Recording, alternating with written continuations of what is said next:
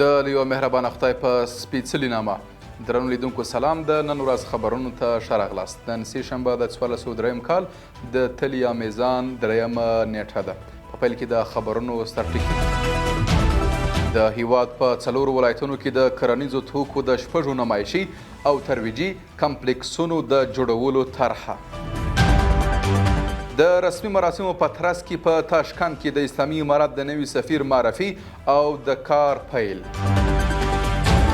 او د اسرائیلو له سختو بریدونو وروسته د سلګونو لبنانیانو شهادت.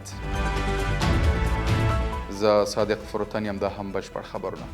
د ریاست الوزرا اقتصادي معاونیت وایي د اقتصادي کمیسیون د تخنیکي کمیټې نوبتي غونډه کې هرات، هلمند، ننګرهار او بلخ ولایتونو کې د کرنیزو توکو د 6 نمایشي او ترویجي کمپلیکسونو د جوړولو طرحه تایید شوه.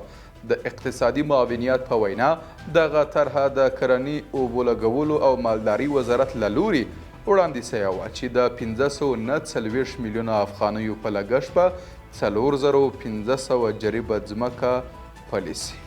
ازبکستان کې د افغانستان سفارت وایي تاشکند کې د اسلامي امارت نوي سفیر شیخ عبدالغفار بهر د یو لړ مراسمو په ترڅ کې رسما خپله دنده پیل کړه. د یاد سفارت په وینا د نوموړي په معرفت غونډه کې د عامه روغتیا وزارت مرستیال، یو شمېر سوداګر، ازبکستان کې میشت افغان مخور او د یاد سفارت ډیپلوماتانو شتون درلود. په یو بل خبر کې د پلازمینې څخه د پوهنې وزارت وایي د کابل ښار د 9مې ناحیې اړوند په غازي لیسه کې د 9,541,000 افغانیو په ارزښت د یوې ودانۍ جوړولو چارې پیل شوې. یاد وزارت زیاتوي دغه ودانۍ چې د ښوونې او روزنې د یوې ملاتړې ادارې په مالي لګښت جوړیږي 7 درسي خونې لري. او په پای کې د لبنان څخه یو شمېر رسنیو د لبنان د روغتیا وزارت له قوله خبر ورکړی چې د یاد هیواد پر شمالي او ختیځو ښارونو او سیمو د اسرائیلو یرغلګرو د پرله پسې هوایي بریدونو له کبله د 15 ماشومانو، 58 میرمنو په ګډون 492 تنه شهیدان او 1645 نور ټپیان شوي.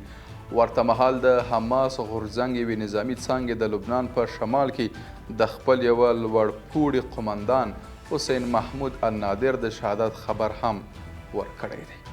قدرمن لیدونکو له ملتیا مو مننه. تر بیا ښه وخت او ښې چارې.